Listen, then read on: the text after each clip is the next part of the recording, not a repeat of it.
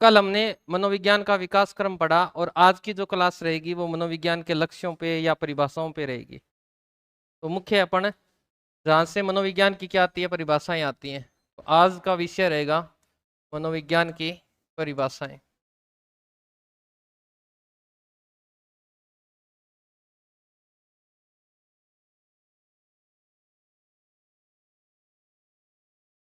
हमने कल की क्लास में पढ़ा था व्यवहार। ये पढ़ा था कि मनोविज्ञान को किसका विज्ञान कहा गया, व्यवहार का विज्ञान कहा गया था। और उसी व्यवहार के संदर्भ में पहले अपन ने चर्चा कर लेते हैं।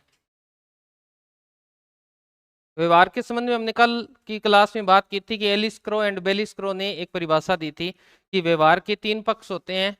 कौन कौन से होते हैं? क्या, क्यों और कैसे। इन सब का अध्ययन किया जाता है मनोविज्ञान के अंतर्गत। तो ये परिभाषा किसकी थी? क्रो एंड क्रो की थी। अब अगर बात करें, पूरी बात करने के बाद की अगर बात करें तो वुडवर्थ मोद्य की एक परिभाषा आती है। किसकी परिभाषा आती है? वुडवर्थ की। जो पूर्व की क्लास में हमने कल 2 घंटे माथापच्ची की, इन्होंने एक ही परिभाषा में स्पष्ट कर दिया कि मनोविज्ञान ने सर्वप्रथम आत्मा का त्याग किया, उसके बाद में मन का त्याग किया, फिर चेतना को छोड़ते हुए वर्तमान में व्यवहार को अपनाए हुए है। ये परिभाषा किसकी थी? तो ये तो अपन ने पढ़ चुके हैं, तो यहाँ तो समझाने की आवश्यकता नहीं है, परंतु लिख देते हैं यहाँ पे कि मनोविज्ञान ने सर्वप्रथम, अब नोट साथ में बनाते रहिएगा भी, अब जैसा आदेश है वैसा बता देता हूं। मनोविज्ञान ने सर्वप्रथम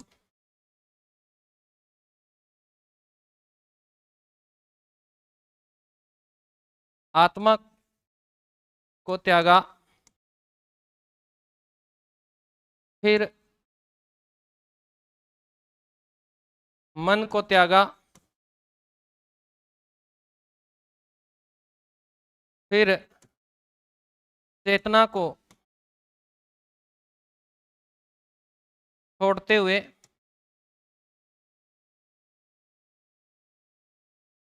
वर्तमान में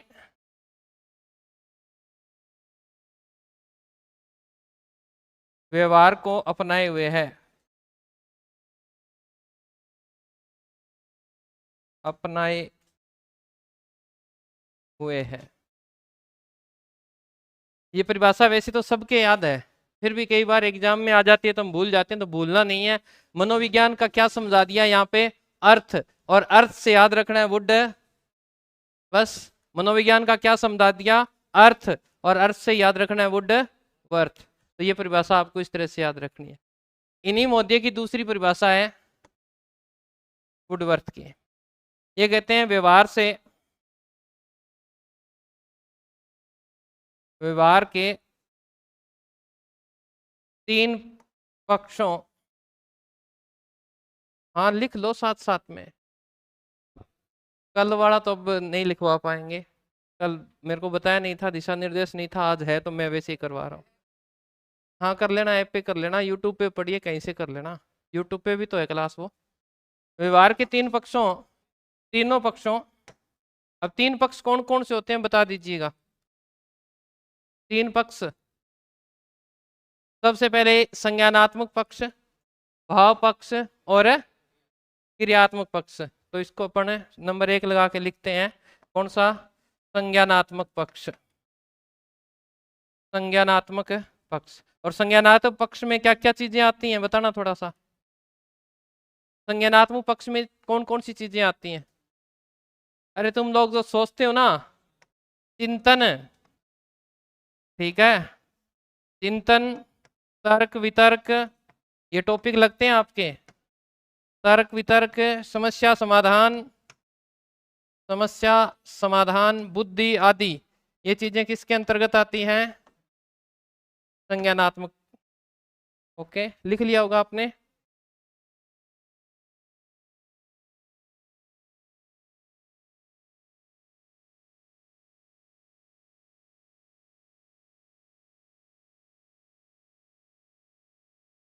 दो नंबर की बात करें, 2 नंबर आता है भावात्मक पक्ष। और इसमें क्या क्या चीजें आती हैं भावात्मक में? भावात्मक पक्ष में है, लिखा नहीं?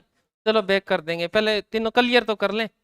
भावात्मक पक्ष में कौन कौन सी चीजें आती हैं बता दो, थोड़ा सा तो आता ही होगा।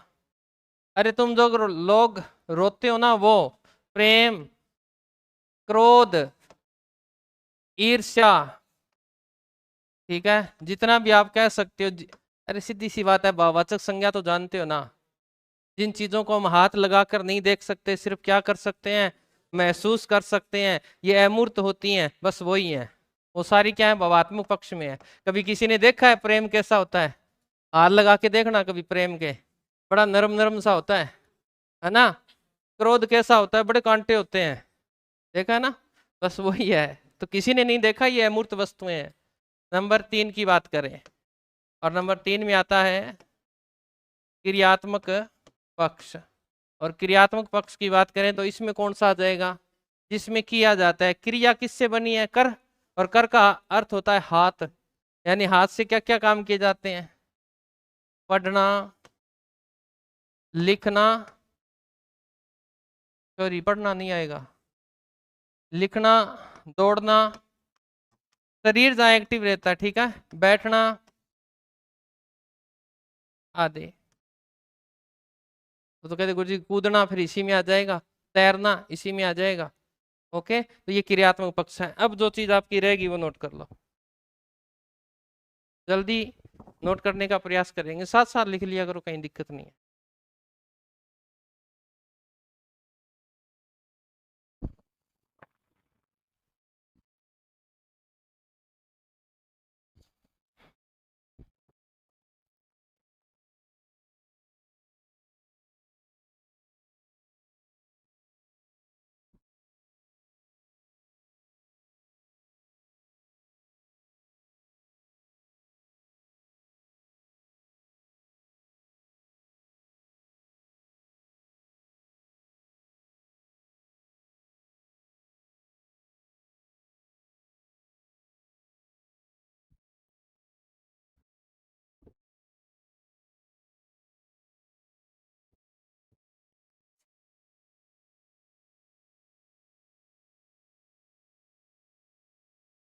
अब तीसरी परिभाषा है, वुडवर्थ की है, एक जगह ही लिख लेते हैं, ठीक है ना सारी। इन्होंने कहा मनोविज्ञान, मनोविज्ञान वातावरण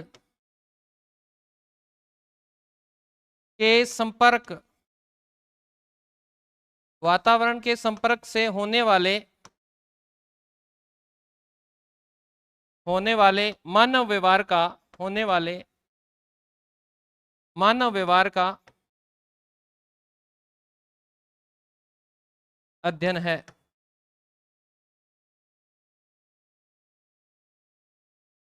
जब आप किसी एक दूसरे से मिलते हैं, नए व्यक्ति से मिलते हैं, परिचित होते हैं, तो उसकी कोई ना कोई बात आपको या तो चुभ जाती है या फिर ठेस लग जाती है ना, क्या मुझे इसके जैसे बनना है, इसके जैसे हेयर स्टाइल रखनी है, इसके जैसी चाल रखनी है, इसके जैसा हंसना है। तो यानी कोई ना कोई चीज मानव व्यवहार की एक दूसरे को क्या करती है, प्रभावित करती है। वही बात ये कह रहा है कि वातावरण यानी इन्वायरमेंट, परिवेश, किसी भी परिवेश में रह जाओगे, उसके संपर्क में आओगे, उससे आपके मानव व्यवहार में क्या हो जाएगा, परिवर्तन हो जाएगा, और आप उसको अध्ययन करोगे। होता है क्या ऐसा? अगर हम बात करें प्राणी जगत की, मैं आपके बीच में से एक बच्चे को उठाकर, आपने एक नाटक देखा होगा या एक फिल्म देखी होगी जंगल बुक, और अगर नाटक देखा है तो मोगली नाम तो जानते ही हो, ठीक है, वो उस पर अध्ययन किया गया था। मनोविज्ञान ने जब अध्ययन किया तो ये पाया कि बालक जिस क्षेत्र में या जिस वातावरण में रहता है उसकी बुद्धि वैसी ही हो जाती है, और ये बात बिल्कुल सही है। अगर हम एक बालक को उठाकर जंगल में छोड़ दें तो वो पशुओं की तरह व्यवहार करने लगता है कि नहीं लगता। और एक आप पशु को, या आपने देखा होगा एक बंदर का बच्चा है या एक कुत्ते का बच्चा है जिसे आप अपने घर में रखते हैं ना, वो किसके जैसे व्यवहार करने लग जाता है, मानव की तरह व्यवहार करने लग जाता है। कारण क्या है, परिवेश का। अर्थात वुडवर्थ किस पे बल दे रहे हैं, वातावरण पे, परिवेश पे दे रहे हैं, कि अगर आपकी परवरिश बहुत अच्छी है तो फिर आपका व्यवहार भी बहुत अच्छा हो जाएगा। ये बात किसने कही है, मैंने नहीं कही है। अब कितनी परिभाषा होगी, वुडवर्थ 3। नेक्स्ट विद्वान है अपने पास है वॉटसन। तो वॉटसन की सबसे बड़ी परिभाषा तो वही है, कौन सी, कि तुम मुझे 1 दर्जन स्वस्थ शिशु दे दो, मैं उनके वंश को जाने बिना उन्हें चोर, डाकू, वकील, दर्जी कुछ भी बना सकता हूं। अरे सीधा सा है, कहाँ उलझने की जरूरत है, दो शब्दों से बना है, वट और सन। सन मीन्स बेटा और वट मीन्स क्या। बता तेरे बेटे को क्या बनाना है, ये परिभाषा किसने दी है। अब कभी गलत करोगे क्या, बस लिख लेना। मैं पूरी लिखूं या आधी लिख दूं, आधी लिख लोगे आगे। तुम मुझे 1 दर्जन स्वस्थ शिशु दे दो, स्वस्थ शिशु दे दो, मैं उनके वंश को जाने बिना, पूरी लिखनी है तो आप लिख लेना, मैं उनके वंश को जाने बिना उन्हें चोर डाकू वकील कुछ भी बना सकता हूं।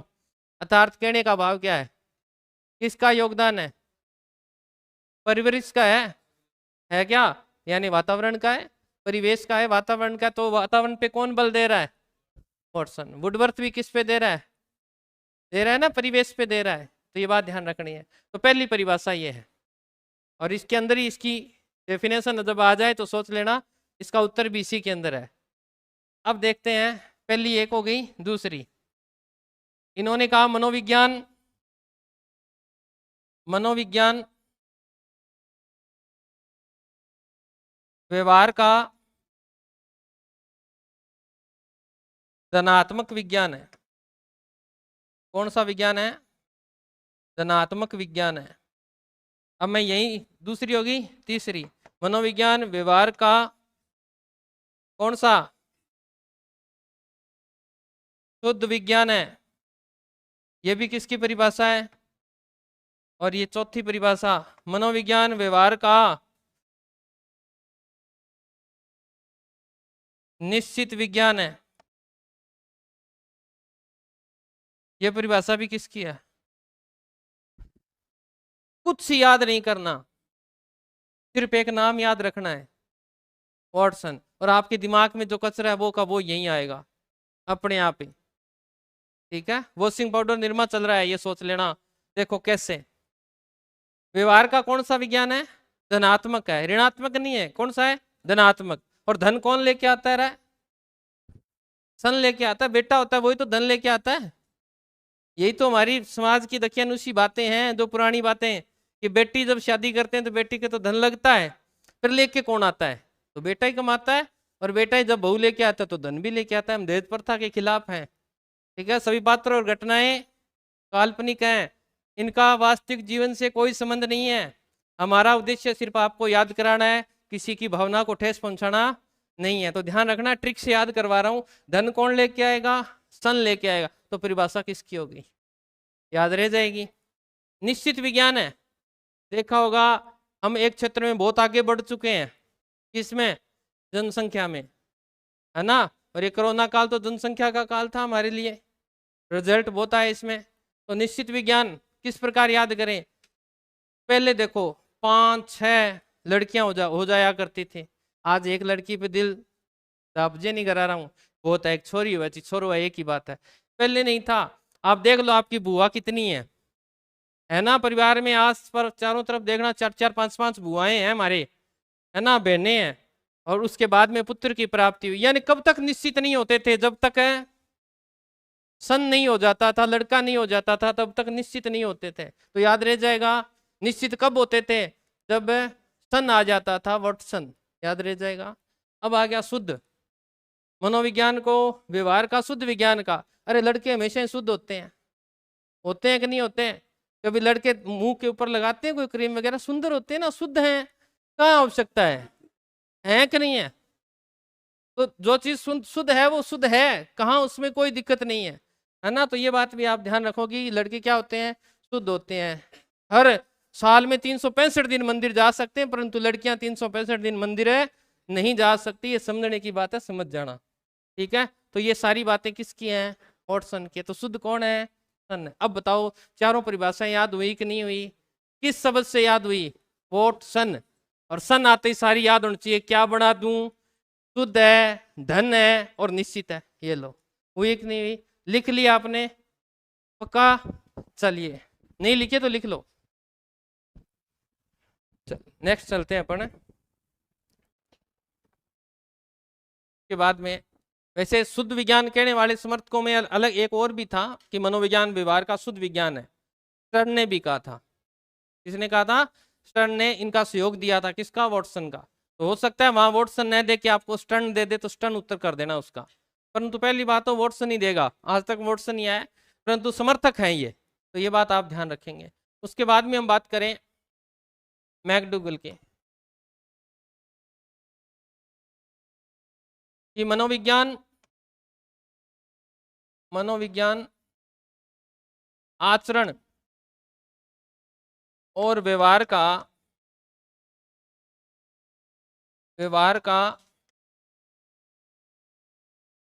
यथार्थ विज्ञान है। मनोविज्ञान आचरण और व्यवहार का क्या है? यथार्थ विज्ञान है। कैसे है? मनोविज्ञान आचरण, अब ये मत आप सर्च मारोगे गूगल पे कि आचरण और व्यवहार तो दोनों एक ही चीज होती हैं, ये साइकोलॉजी है, यहाँ दोनों अलग अलग है। आचरण और व्यवहार दोनों अलग अलग कैसे हैं? व्यवहार तो आपका स्वयं का है। व्यवहार किसका होता है? आपका। आप जिस प्रकार क्रियाएं करते हैं वो क्या है? व्यवहार है। आचरण किसका होता है? आपने किसी के चरित्र को देखा कि भगत सिंह इस तरह से किया करता था, देशभक्ति का जज्बा था, मदर टेरेसा में करुणा की भावना थी, हिटलर में तानाशाही थी, गांधी जी में अहिंसा थी। ये सब क्या है? चरित्र है उनका। और आप उसी को क्या करने लग जाओ? फॉलो करने लग जाओ, तो वो क्या कहलाएगा? आचरण कहलाएगा, व्यवहार नहीं कहलाएगा। समझ में आई दोनों बातें? तो ये क्या कहना चाह रहा है कि मनोविज्ञान जो है वो आचरण और व्यवहार का कौन सा विज्ञान है? यथार्थ विज्ञान है।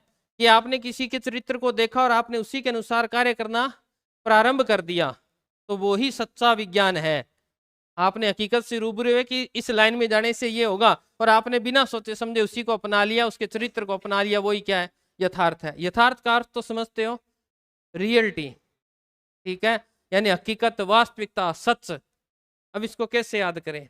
अरे मैंने झूठ बोल दिया, मैंने कुछ भी झूठ बोल दिया आपके सामने। मैंने कह दिया जो गाय होती है ना, गाय के 7 सींग होते हैं, मैंने ये बात कह दी, आपको विश्वास नहीं हुआ, आप कहां जाओगे रे? आप गूगल पे जाओगे तुरंत। किस पे जाओगे? इस गूगल को याद कर लो, गूगल। किस पे जाओगे? और गूगल पे जाने के बाद आपको हकीकत यानी यथार्थ का पता चल जाएगा। क्या पता चल जाएगा? कि ना यार गुरुजी तो झूठ बोला, गाएगे तो ही सिंह होते हैं। तो याद हुई कि नहीं? यथार्थ का ज्ञान कौन कराता है? याद रह जाएगा इतना। चलिए, उसके बाद में हम बात करेंगे मॉर्गन की। किसकी बात करेंगे? मॉर्गन की। मॉर्गन क्या कहते हैं कि मनोविज्ञान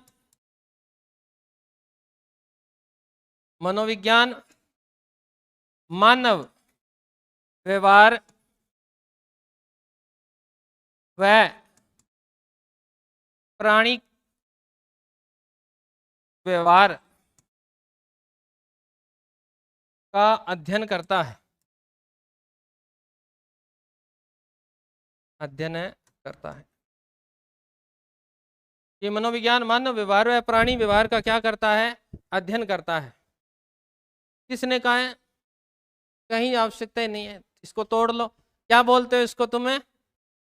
मैं आप वाली भाषा में लिखूं इसको तो इसका अर्थ है मोर प्लस, ऐसा ही तो है। मोर क्या है? मुझे पता है पक्षी है, परंतु अपने को क्या मानना है? प्राणी मानना है, और याम कह देंगे पशु। तो कई किताबें तो इसको लिखती है कि मनोविज्ञान मानव व्यवहार व पशु व्यवहार का अध्ययन करती है, ऐसे लिखा हुआ है। कई जगह ये लिखा है मनोविज्ञान मानव व्यवहार व प्राणी। और प्राणी के अंदर अगर देखें तो प्राणी एक विशिष्ट शब्द है।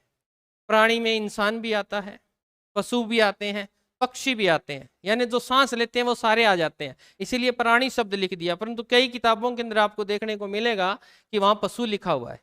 तो अब कोई दिक्कत नहीं है। पशु क्या है? ये देखो मोर है। और गन कौन चलाता है?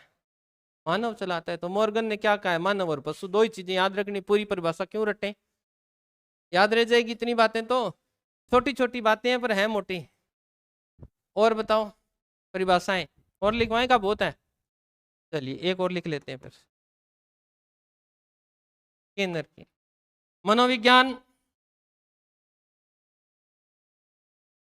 मनोविज्ञान व्यवहार व अनुभूति का विज्ञान है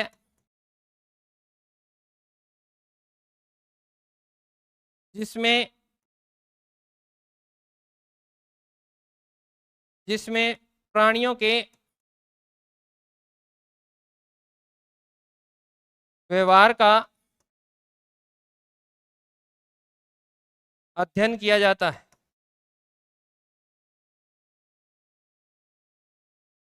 अध्ययन किया जाता है, लिख लीजिए।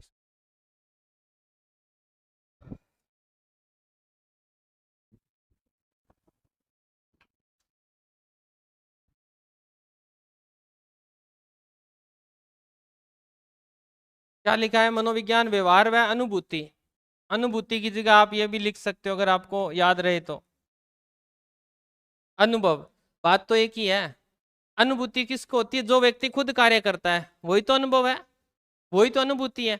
मैंने कहा लगभग तो सामान्यता में ऐसे घरों में है जहाँ ऑटोमेटिक की वार्ड नहीं है, गेट नहीं है क्या? नहीं है। सबके अलग अलग गेट ऐसे खुलने वाले ही होंगे घर पे, और उसके अंदर किसी ना किसी, सबकी तो मैं कह सकता हूँ 90% तो ऐसा होता है, बाकी नहीं होता 10% तो हो सकता है आप दूसरी दुनिया के हो। अंगुली जरूर आई हुई है, आई है ना, किवाड़ के बीच में अंगुली आ जाती है, तो उसका अनुभव कौन बता सकता है? मैं बता सकता हूँ। जिसकी आई है वही बता सकता है। अगर मेरी अंगुली नहीं आई हुई, मेरे तो ये देखो अभी आई हुई है ताजा ही, तो मैं बताऊंगा और बड़ा दर्द हुआ बहुत ज्यादा भैया, चीख निकल गई, जान निकल गई, ये पूरा एक्सप्लेन करता है वो, क्योंकि मुझे उस चीज का क्या है, अनुभूति हुई है, मैंने उस चीज को क्या किया, रियलाइज किया है, अनुभव किया है, मैं उस चीज को पूरी तरह से बता सकता हूँ। एक जिसकी नहीं आई वो कितने में सलटा देगा, भैया किवाड़ में उंगली बहुत दर्द होता है, और एक वो बताता है भैया जान निकल जाती है और अब दिख जाता है आंखों से पानी, ये वो कितना बताया। तो ज्यादा एक्सप्लेन किसके पास है? जिसने अनुभूति करी है, जिसने अनुभव। वो तो यही तो कह रहा है कि मनोविज्ञान व्यवहार वह अनुभूति का विज्ञान है, जिसके पास एक्सपीरियंस है कि ऐसा करने से ऐसा होता है। जिनकी शादीशुदा लाइफ है वही बता सकता है शादी के फंडे क्या है। वो कहता है ना शादी मत करो, क्यों? क्योंकि उसका अनुभव बोलता है। और आप ये सोचते झूठ बोल तो लो, शादी का लड्डू खाना चाहिए तो भाई मत खाना, ठीक है। हम अभी तक ऐसे ही हैं, देख लो आपके सामने, हमें किसी ने कहा नहीं करनी, नहीं की। देखो जिसमें प्राणियों के व्यवहार का क्या किया जाता है, अध्ययन किया जाता है। प्राणियों के व्यवहार का क्या किया जाता है, अध्ययन किया जाता है।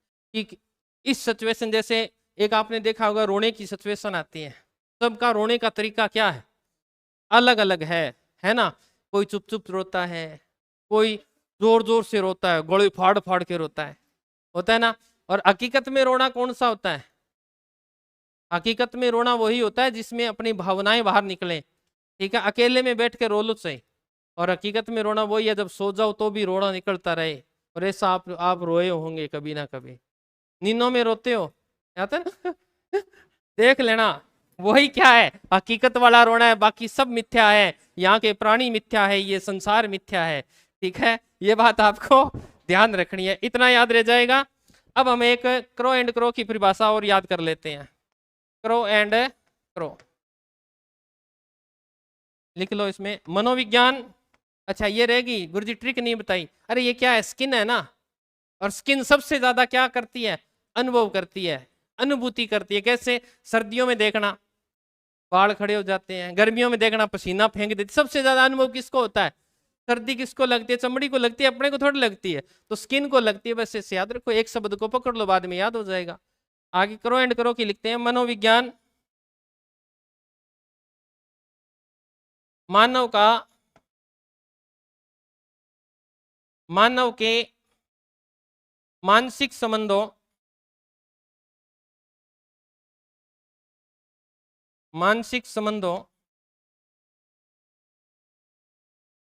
का अध्ययन करती है। मनोविज्ञान मानव के मानसिक संबंधों का अध्ययन करती है। अब देखो, पहली बात तो कई लोग इसमें इस तरह बना, में जो बच्चों ने बताया मेरे कि गुरुजी इसमें 2 बार क्या आया है, करो इसी प्रकार इसमें भी 2 बार क्या आया गुरुजी, मानव आया। हमने तो ऐसे पकड़ रखी है। अरे ऐसे ना पकड़ो तो भी तुम करो को तो जानते हो ना, कौवे को जानते हो, उसकी पूजा होती है क्या कौवे की? हाँ, कौवे की पूजा नहीं होती। हमारे तो होती है भाई, श्राद्ध में उसको बड़ा याद करते हैं, कहते हैं आजा आजा आजा दादा, आजा पापा, ऐसे करते हैं ना। तो कौवे के साथ मानव के क्या है, हमारी मानसिकता ये दर्शाती है कि ये हमारे पूर्वज हैं, उन्हें श्राद्ध डालते हैं, उस दिन भोजन करवाते हैं। बस ऐसे ही जोड़ा हुआ है कि कौवों का संबंध हमेशा किससे है, मानव के मानसिक संबंधों से है। क्या पिता कभी कौवे के रूप में वापिस आ सकता है? आपने सुना होगा दर्शन शास्त्र में या धार्मिकता में कि हमारे जो कर्म होते हैं उन्हीं कर्मों का फल, पीछे वाले कर्मों का फल हमें यहाँ भुगतना पड़ता है, ये तो है। तो फिर अब पढ़ेंगे अपन मनोविज्ञान के लक्ष्य। मनोविज्ञान के, अरे मैंने कल ही आपको बता दिया, अब ये कंफ्यूज ना कर देगा आपको कि मनोविज्ञान के क्या लक्ष्य हो सकते हैं। यार कुछ नहीं, मनोविज्ञान की जगह क्या शब्द रखना है, व्यवहार। अब पढ़ के देखो, अरे व्यवहार के क्या लक्ष्य हो सकते हैं कि हम किसी से बात करते हैं तो वो व्यवहार ही तो है। मैं आपसे बात कर रहा हूं, ये क्या है, व्यवहार है कि नहीं है? इसके लक्ष्य क्या हो सकते हैं? ऑनलाइन वाले आपस में बात मत करो भाई। चलिए, तो सबसे पहले अपन इनके लक्ष्यों की बात करते हैं। लक्ष्य के अंदर बात करें तो लक्ष्य 3 है, ठीक है। पहला वर्णन और मापन, वर्णन और मापन। दूसरे की बात करें पूर्वानुमान और नियंत्रण। ध्यान रखना ये एनसीईआरटी के अंदर दिए हुए हैं, मेरे तरफ से नहीं है, ये एनसीईआरटी का फॉर्मूला ही है। और नंबर 3 है व्याख्या। अब करना कुछ नहीं है, एग्जामिनर अगर यहाँ से प्रश्न बनाना चाहे ना, बहुत ही बढ़िया प्रश्न बनता है और इसमें उलझ जाएंगे तुरंत, क्योंकि 3 ऑप्शन तो इसके पास दिए हैं ऑलरेडी। कितना जोड़ना है, एक प्रश्न में क्या लिखना है, मनोविज्ञान का लक्ष्य है नहीं है, 3 ये दे देगा, एक और लगा देगा साथ में। तो ध्यान रखना, ये तीनों चीजें याद रखनी है। कैसे हैं इनको एक्सप्लेन करते हैं। मनोविज्ञान के लक्ष्य यानी व्यवहार के क्या लक्ष्य हैं? सबसे पहले वर्णन और मापन। मनोविज्ञान का अगर पूछ ले प्रथम लक्ष्य कौन सा है, तो किसी व्यक्ति का वर्णन करना है। मनोविज्ञान क्या करती है, व्यवहार का ही तो अध्ययन करती है। आप मेरे व्यवहार का अध्ययन करोगे, मैं आपके व्यवहार का अध्ययन करूंगा, तो सबसे पहला कार्य क्या है, अध्ययन करते हैं। और अध्ययन में क्या करना होता है, अब मैं यहाँ से जाऊंगा, मैं एक एग्जाम्पल दे रहा हूं, मैं यहाँ से जाऊंगा तो दूसरे सर आएंगे, पूछेंगे सर कैसे पढ़ाते हैं, यही तो है। अब आप क्या करोगे, उसका उत्तर दोगे, अर्थात वर्णन करोगे कि गुरुजी ठीक है जी, कई बार बागड़ी भाषा के शब्द निकल जाते हैं, बाकी ठीक है, कई कहेंगे नहीं जी बिल्कुल ही कौन, समझ में आ रहा हमारे, तो इस तरह की बातें करोगे, तो ये क्या है, वर्णन है। इसलिए मनोविज्ञान का प्रथम लक्ष्य मानव व्यवहार का क्या करना है, वर्णन करना है। जैसे ही आप वर्णन करोगे कि ये व्यक्ति इस प्रकार का है, इस तरह का आचरण करता है, ये इस तरह की प्रतिक्रियाओं में संलिप्त है, यानी यहाँ ये काम करता है, इसकी मानसिकता ऐसी है, इसको इस तरह से व्यवहार में बदला जाए, इसका व्यवहार विशिष्ट है, इसका व्यवहार सामान्य है, ये सब चीजें क्या है, वर्णन के अंतर्गत आएगी। फिर उसका क्या किया जाए, मापन किया जाए। क्या किया जाए, मापन क्या होता है,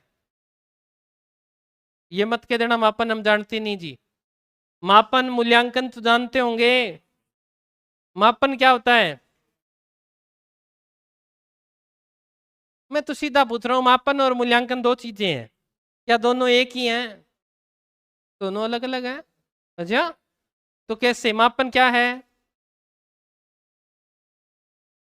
मापन बता देते हैं मापन क्या है और मूल्यांकन क्या है। पहले ये बात स्पष्ट करते हैं, तभी ये मापन समझ में आएगा। मापन में एक निश्चित इकाई दी जाएगी, 100 में से 75 नंबर आए, मापन हो गया। क्या हो गया, मापन हो गया, जहां निश्चित इकाई आए। और मूल्यांकन क्या होता है, मूल्य का अंकन कर लेना, यार इसका किस श्रेणी से है, अच्छा है, बहुत अच्छा है, सामान्य है, ये सब क्या है, मूल्यांकन है। मूल्यांकन में कभी भी अंक नहीं दिए जाते, वो क्या होता है, मूल्यांकन। और मूल्यांकन एक विशिष्ट इकाई है जिसमें तीनों पक्ष कौन कौन से, संज्ञानात्मक, भावात्मक और क्रियात्मक, इन तीनों का क्या किया जाता है, मूल्यांकन किया जाता है। इनका मापन संभव है नहीं है। मैं कह दूं कितना अच्छा व्यवहार करता है, आप कह दोगे 40 से 1% करता है, कह दोगे क्या, नहीं कहोगे, आप कहोगे ठीक सा करता है, अच्छा है, बहुत अच्छा है, यही तो कह सकते हो। तो ये सब मूल्यांकन के बिंदु है। मूल्यांकन में कभी निश्चित इकाई नहीं आ सकती, मापन में एक निश्चित इकाई आती है। तो ये कहता है पहले उसका क्या करना है, पूरा विश्लेषण करना है मानव व्यवहार का, और उसके बाद में उसका क्या कर दिया जाए, मापन कर दिया जाए। ये इस प्रकार की क्रिया रखता है, मेरे हिसाब से इतना का आदमी ये सही है। आगे आएगा रेटिंग स्केल मेथड, उसमें आपके व्यवहार का, बुद्धि का, प्रेम का, क्रोध का, सब चीजों का क्या होता है, मापन होता है, जो आगे की इकाइयों में हम पढ़ेंगे। फिर है पूर्वानुमान और है नियंत्रण। मनोविज्ञान कहती है पूर्व अनुमान, मनोविज्ञान कह देती है हम किसी के व्यवहार को देखकर उसका पूर्व अनुमान लगा सकते हैं। लगाते हो क्या तुम लोग? यानी हम व्यवहार को देखकर क्या लगाते हैं, पूर्व अनुमान लगा लेते हैं। कैसे? एक बालक है, ठीक है, और बालक बहुत ही शरारती है, होता है ना, आपने देखा होगा, शरारती बालक है, वो टिक ही नहीं सकता, क्लास में गुरुजी इस तरह करते हैं तो चौक मार देता है, कभी पेंसिल लगा देता है, किसी के प्रकार लगा देता है, और ना तो पन्ना फाड़ लेता है, ऐसे इस तरह से फेंक देता है बना बना के। ऐसे किए होंगे आपने। हम देखते हैं अध्यापक उसकी एक्टिविटीज को नोट कर रहा है था, तो उसके व्यवहार को क्या कर रहा है, वो नोट कर रहा है। वो उसी के आधार पे बता देगा कि भाई साहब ये लड़का बड़ा होकर पुलिस में जाएगा, क्योंकि पुलिस वाले कैसे होते हैं, नटखटी होते हैं, वो इसमें ज्यादा विश्वास रखते हैं, उन्हें तो बहाना चाहिए, वही बात है। तो एक एक बालक ऐसा है, चुपचाप शांत सा सोया रहता है, उसे दूध दे दिया तो पी लिया, ठीक है, ये कहते भाई साहब ये बड़ा हो गया वैज्ञानिक बनेगा। क्यों? क्योंकि किससे पता चला भाई, उसके व्यवहार से, और उसी व्यवहार के आधार पे हमने क्या लगा दिया, पूर्व अनुमान लगा दिया। तो मनोविज्ञान कहते हैं कि हम किसी व्यक्ति के व्यवहार को देखकर पूर्व में क्या लगा लेते हैं, अनुमान लगा लेते हैं। होता है ऐसा।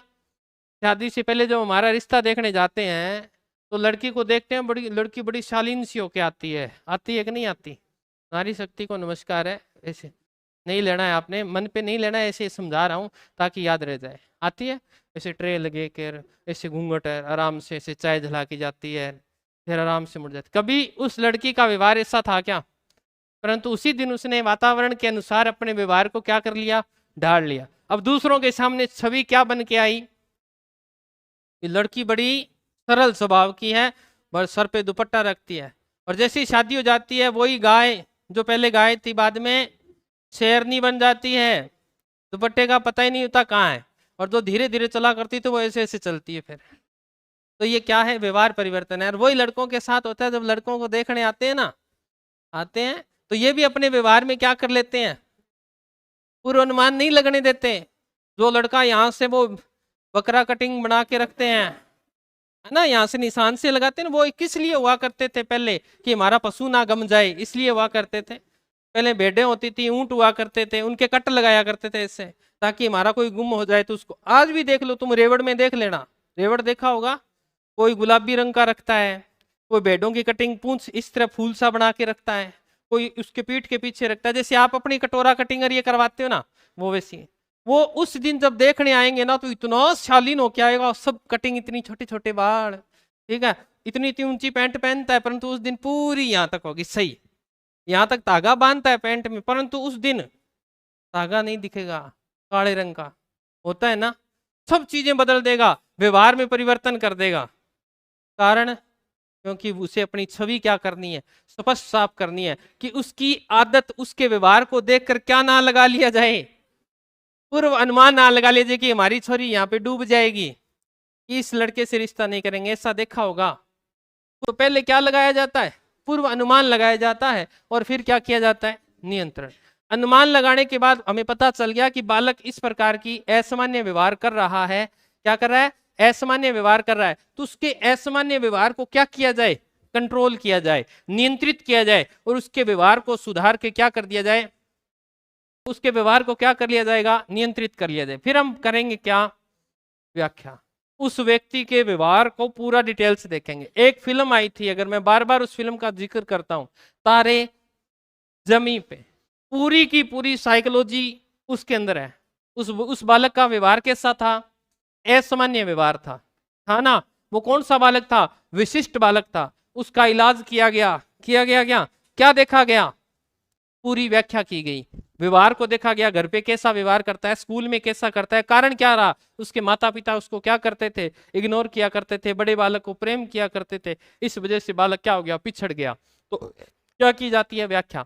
और व्याख्या के कुछ चरण होते हैं, व्याख्या के कुछ चरण होते हैं। जैसे 1 नंबर की बात करें, पहला होता है समस्या का चयन करना।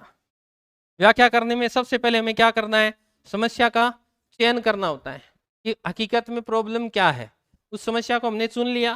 फिर बी 2 नंबर है प्रदत्त संग्रहण।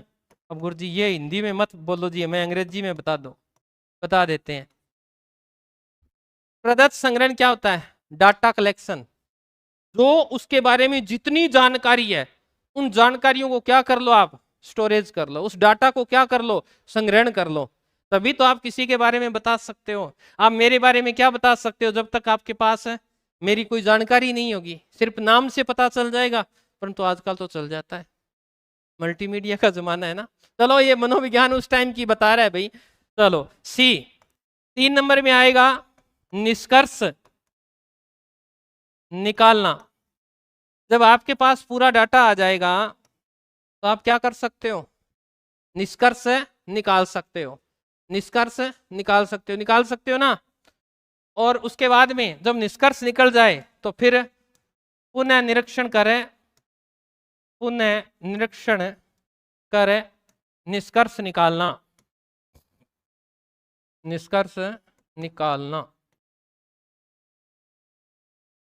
ये लो, यानी आपने उसके व्यवहार को नोट कर लिया, बहुत बढ़िया बात है यहाँ, और आपने निष्कर्ष निकाल दिया कि ये बालक क्या है, विशिष्ट बुद्धि का है या मंद बुद्धि का है। आप एक बार नहीं, क्योंकि आप किसी के जीवन का क्या करने जा रहे हो? फैसला करने जा रहे हो। इसलिए आपको क्या करना पड़ेगा? पूरा का पूरा दोबारा चेक करना पड़ेगा। और चेक करने के बाद में आपको क्या बताना है कि ये बालक किस प्रकार का है, ये बालक पिछड़ा हुआ है, ये बालक मंद बुद्धि का है, ये बालक तीव्र बुद्धि का है, ये तो बिल्कुल ही डल है, बिल्कुल ही मंद है। तो इस तरह से आप इसे बता सकते हो। तो ये लास्ट में जो निष्कर्ष दिया जाए उसका पूर्ण विश्लेषण किया जाए, उसके बाद ही क्या किया जाए, क्योंकि ये किसी बच्चे के भविष्य का या किसी मानव व्यवहार के भविष्य का सवाल है। इसलिए डाटा जब संग्रहण किया जाए तो सारा डाटा संग्रहण किया जाए, एक बात को न देखकर पूरी विवरण उस बालक का देखा जाए। तो ये क्या है? मनोविज्ञान के याद रह जाएंगे इतने तो, कोई दिक्कत है नहीं होनी चाहिए। चलिए।